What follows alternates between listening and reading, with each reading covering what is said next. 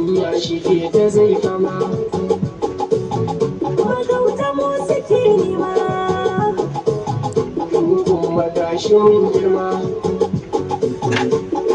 wasu shige kuma nasara ba za su saba ba. To dan Alhaji a cikin waƙarsa yake cewa shi fa yanzu ya girma.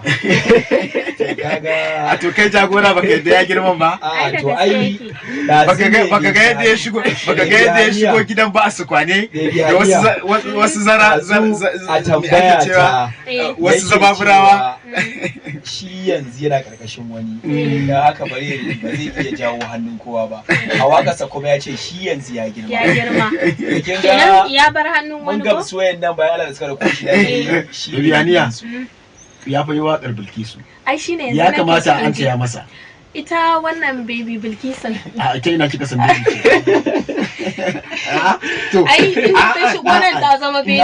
A to ta shigo ne? Ta zama sunan ta ya shigo. Ai ba ta bangaren tana jagora tana bangaren siyasiya ne. A ita waka wani bangaren ta zo. A bangaren siyasiya waka ta zo dan haka ta zama baby. To an taya masa. Ita wannan baby Bilkisun. A Bilkisu fa.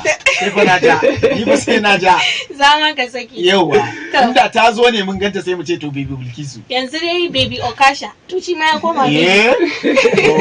Ka san mu a tafarkin soyayya. To na saki.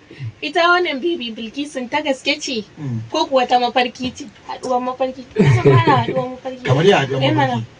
A mafarki ne ta gaske ce ko kuma kawai waka ce don nishadi kai? Ta gaske ce amma wakan ya sha bamban da abin da ya faru a gaskiya. Kamar ya ta sha bamban. Ka yadda bebin ce? Kamar ya ta sha bamban. Saboda